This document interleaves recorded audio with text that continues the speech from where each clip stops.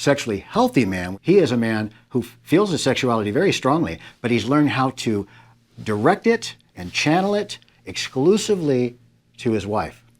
Oftentimes, the church will look at the ultimate goal of someone struggling with some sexual brokenness or sexual addiction to be pure, strive for complete purity. I know you have a different take on that. Explain that. Yeah, I think when we take the word sex and put purity with it, it creates some really confusing images. Most men aren't real interested in joining a sexual purity group because the thought of purity, it really carries with it the idea of perfection. So what would sexual perfection look like?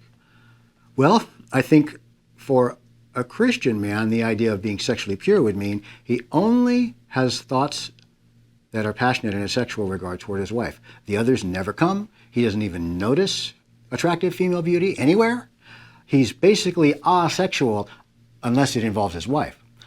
Is that a good place to move toward? I think it is, but that's done through discipline and through the spiritual disciplines, through walking with the Spirit, through nurturing the emotional and spiritual and erotic connection with the wife and starving out the other. That's not pixie dust getting sprinkled over us. The fully sexually healthy man, which is the term I prefer over sexual purity, he is a man who feels his sexuality very strongly, but he's learned how to direct it and channel it exclusively to his wife.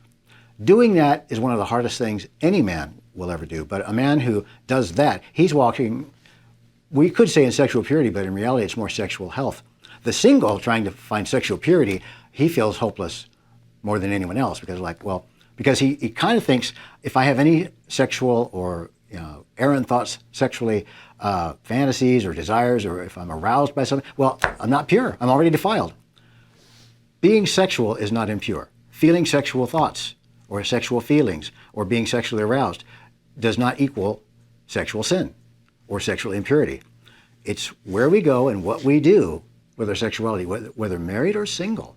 And obviously it's a little different in both cases, but sexual purity is not helpful. That idea, to me, is not a biblical idea. It's kind of a religious idea, but sexual health, Scripture has a lot to say about that.